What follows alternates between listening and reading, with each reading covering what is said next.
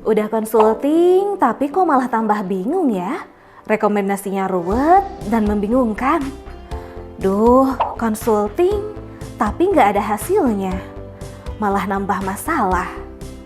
Komentar-komentar tidak menyenangkan ini dapat terjadi jika Bapak dan Ibu pengawas atau kepala sekolah belum menguasai keterampilan sebagai konsultan dengan baik. Oleh karena itu, mari pahami bersama apa saja keterampilan yang diperlukan pengawas dan kepala sekolah ketika berperan sebagai konsultan.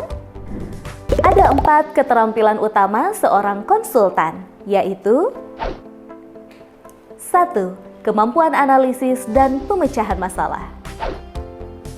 2. Kemampuan komunikasi. 3. Keterampilan penyusunan rekomendasi dan presentasi. 4. Kemampuan pemantauan dan evaluasi. Mari simak uraian dari masing-masing keterampilan konsultan tersebut.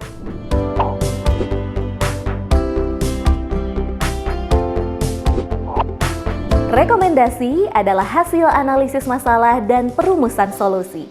Oleh karenanya, pengawas atau kepala sekolah harus memiliki keterampilan menganalisis dan pemecahan masalah untuk menjadi konsultan yang baik. Kemampuan memecahkan masalah meliputi 3 kemampuan dasar, yaitu mengidentifikasi masalah, merumuskan solusi, dan merancang rencana aksi. Pertama, untuk mengembangkan kemampuan dalam mengidentifikasi masalah dan menemukan akar masalah dari sebuah masalah, ada banyak alat bantu yang dapat digunakan seperti diagram tulang ikan, problem tree analysis, atau metode 5 whys. Misal, dari masalah rendahnya kualitas pembelajaran, dengan alat bantu diagram tulang ikan ditemukan kurangnya pelatihan guru sebagai akar masalah. Selanjutnya, untuk merumuskan solusi dan merancang rencana aksi dapat menggunakan pendekatan SOAR yang memungkinkan Bapak dan Ibu fokus pada potensi dan peluang positif, memungkinkan rencana tindak lanjut yang berorientasi pada pertumbuhan dan kesuksesan. Perlu diingat, ketepatan analisis dan pemecahan masalah memerlukan pembaruan pengetahuan dan keterampilan tentang kebijakan terbaru terkait satuan pendidikan, metode analisis pemecahan masalah, atau penggunaan aplikasi digital. Hal ini untuk meningkatkan kapasitas sebagai konsultan ahli bagi satuan pendidikan.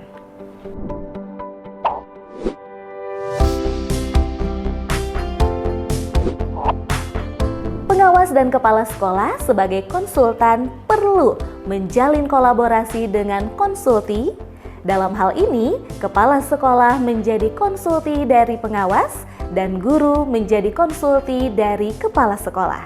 Kolaborasi dengan konsulti membutuhkan keterampilan komunikasi yang baik agar dapat menggali kebutuhan konsulti dan data yang lebih baik. Komunikasi yang baik terbangun dari hubungan yang baik antara konsultan dan konsulti. Sebagai konsultan, pengawas atau kepala sekolah perlu membangun empati, kedekatan, antusias dalam membantu, bicara ringkas dan jelas, dan memberi ruang berpikir. Ada 3 hal yang dapat dilakukan untuk mendapatkan informasi awal dan mendorong keterlibatan konsulti dalam proses konsulting.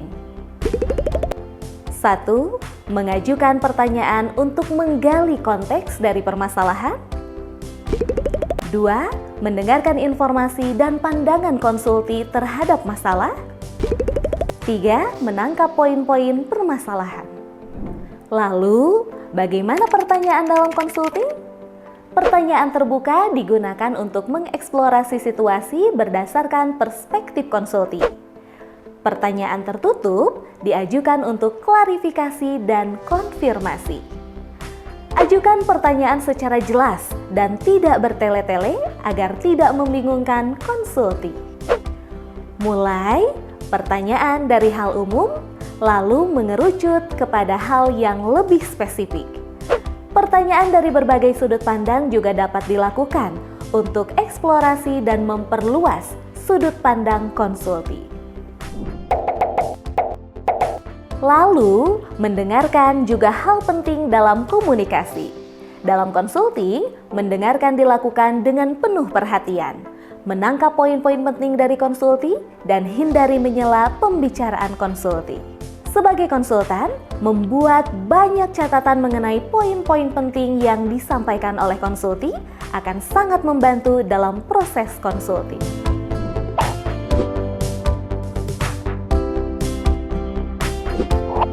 Saran dalam konsulting disampaikan dalam bentuk rekomendasi dan solusi. Sebagai konsultan, pengawas atau kepala sekolah perlu memiliki kemampuan menyusun dan menyajikan rekomendasi kepada kepala sekolah atau guru sebagai konsulti. Rekomendasi yang disusun harus jelas, dapat dipahami, menyeluruh, dan solutif. Misalnya, satuan pendidikan ingin ketercapaian nilai numerasi naik di rapot pendidikan. Maka, dalam rekomendasi perlu membuat tujuan, akar masalah, potensi, harapan, dan ide program.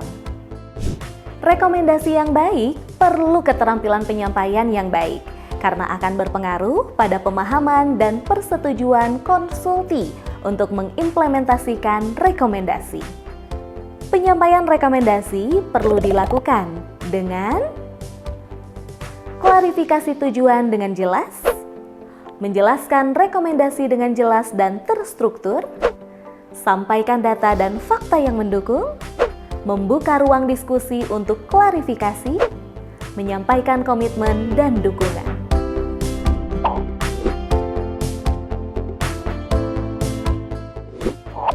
Rekomendasi yang diimplementasikan membutuhkan pemantauan. Pengawas maupun kepala sekolah sebagai konsultan perlu mengukur dampaknya dan melakukan pemantauan. Karena itu, diperlukan keterampilan melakukan pemantauan dan evaluasi untuk memastikan rekomendasi diimplementasikan atau perlu dievaluasi. Pemantauan dan evaluasi dilakukan dengan membandingkan rekomendasi dengan jalannya implementasi. Konsultan perlu memiliki kemampuan mengukur tingkat ketercapaian atau bahkan penyimpangan dari rekomendasi. Konsultan harus senantiasa memperbaharui pengetahuan, wawasan, dan keterampilan.